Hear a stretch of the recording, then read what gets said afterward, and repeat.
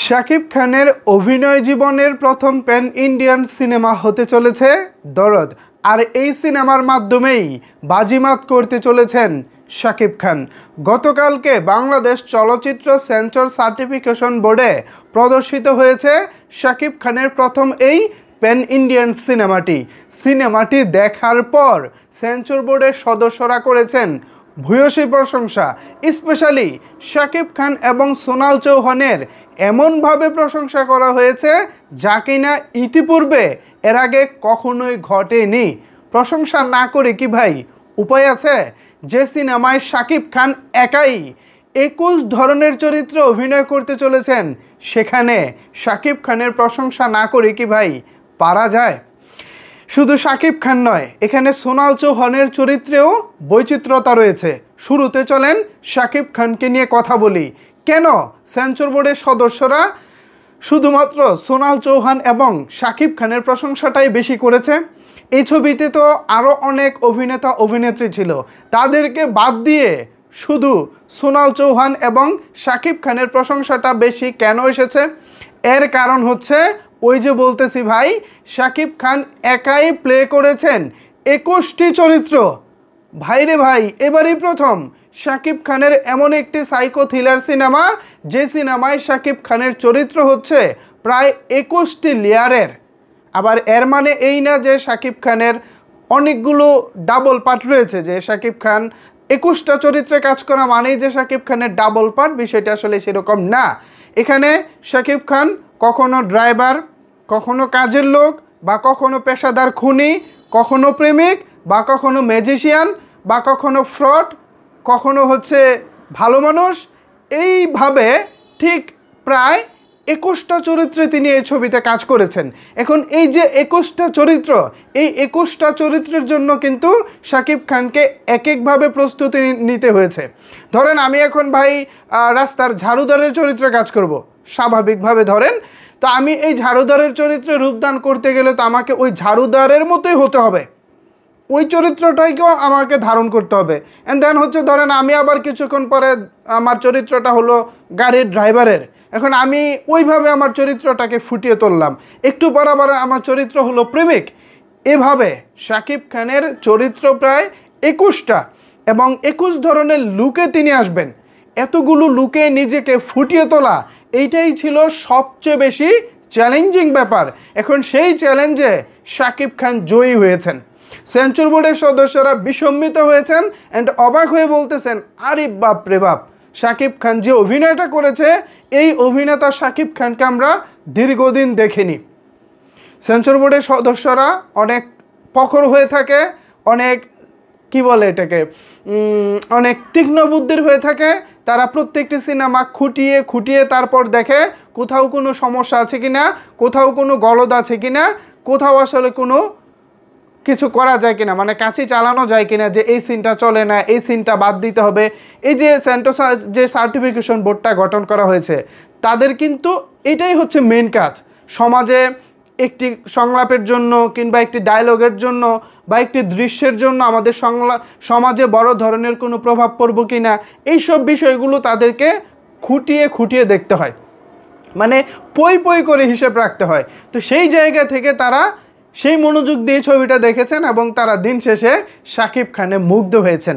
শুধু শাকিব খানে মুগ্ধ হয়েছেন বললে ভুল হবে, এই সিনেমার অন্যতম আমাদের যিনি আকর্ষণ, আমাদের সোনাল চৌহান, এই প্রথমবারের মতো বলিউড অভিনেত্রী শাকিব খানের বিপরীতে এই সোনাল চৌহানের অভিনয়ও সেন্সর বোর্ডের, যা সেন্সর বোর্ড বলতেছি বারবার, কারণ আগে তো সেন্সর বোর্ড ছিল, ওই দীর্ঘদিন ধরে বলতে বলতে একই কথা বলতে হয়, মূলত হবে বাংলাদেশ চলচ্চিত্র সার্টিফিকেশন বোর্ড।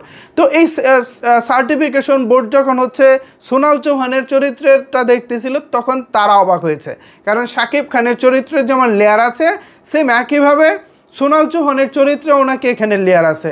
তিনিও নাকি নিজেকে এক অন্যরকম, মানে দারুণভাবে নিজেকে উপস্থাপন করেছেন। এর আগে তো সোনাল চৌহানের অনেক কাজই আপনারা দেখেছেন, আমিও কম বেশি তার কিছু গান দেখেছি, সিনেমার ডায়লগ দেখেছি, এবং তার তো কথা বলা দেখেছি।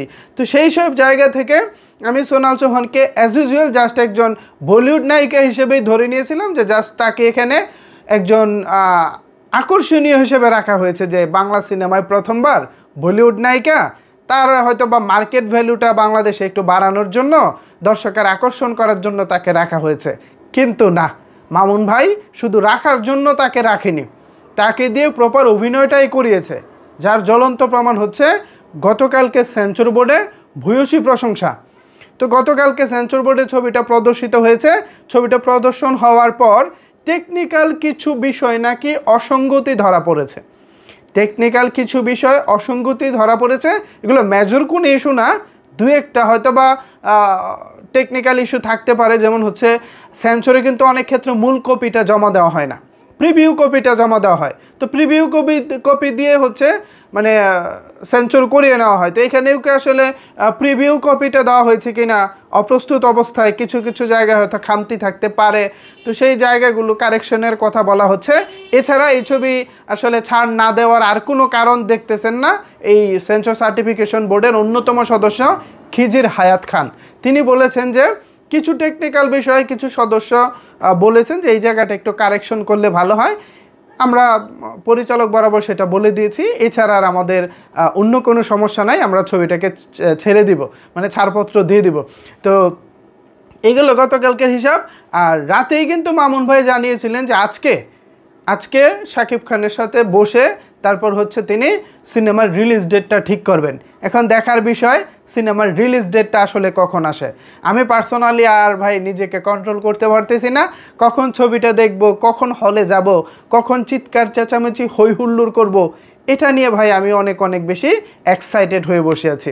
আমি চাই ছবিটা অনেক বেশি ভালো চলুক, তুফানের রেকর্ডকে ব্রেক করুক এবং দরদ একটা নতুন ইতিহাস করুক। দরদের পরে আবার হচ্ছে বরবাদ এসে দরদের রেকর্ডটা ব্রেক করুক। এভাবে যদি একের পর একটি সিনেমা রেকর্ড ব্রেক করতে পারে, আমাদের জন্য, চলচ্চিত্রের জন্য সেটা হবে আশীর্বাদ সুলভ একটি ব্যাপার। আপনারা জানেন যে আমাদের চলচ্চিত্র ইন্ডাস্ট্রি এমনিতেই একেবারে কমায় চলে গেছে, খুব একটা ভালো অবস্থানে ছিল না। তারপরেও গেল এক বছরে প্রিয়তমা, রাজকুমার, এরপর হচ্ছে আপনার তুফান, এই ছবিগুলো দিয়ে মোটামুটি একটা ব্যবসা আমাদের ফিরে এসেছে। কিন্তু পরে আবার আমাদের যে স্টুডেন্ট যে প্রটেস্ট ছিল, ছাত্র আন্দোলন ছিল, ছাত্র ভাইরা দিন শেষে জয়ী হয়েছে, আমাদের একজন স্বৈরাচারের পতন হয়েছে। তো এর মধ্য দিয়ে আবার প্রায় 3-4 মাস চলে যাচ্ছে। তো এই অবস্থায় কিন্তু হল মালিকরা আবারও একটু দুশ্চিন্তায় পড়ে গেছেন। কারণ কুরবানির ঈদে যে ব্যবসাটা ছিল, তাদের ইচ্ছে ছিল যে কুরবানির ঈদের পরে দরদ দিয়ে তারা ব্যবসাটা ধরে রাখবে, কিন্তু সেটা তো আর সময় মতো হয়নি।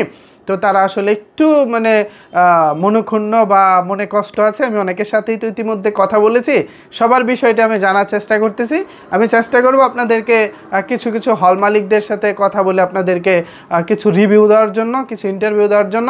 আশা করি ভবিষ্যতে যে আপডেটগুলো আসবো সেই আপডেটগুলো পাওয়ার জন্য আমার সাথেই থাকবেন। অ্যান্ড হচ্ছে দরদ নিয়ে যে সেন্সর না, বারবার কি কথা বলতেছি, চলচ্চিত্র সার্টিফিকেশন বোর্ডে যে প্রশংসা করা হয়েছে, এই বিষয়টিকে আপনারা কীভাবে দেখছেন চাইলে কিন্তু অবশ্যই সেটি নিচের কমেন্ট বক্সে জানাতে পারেন।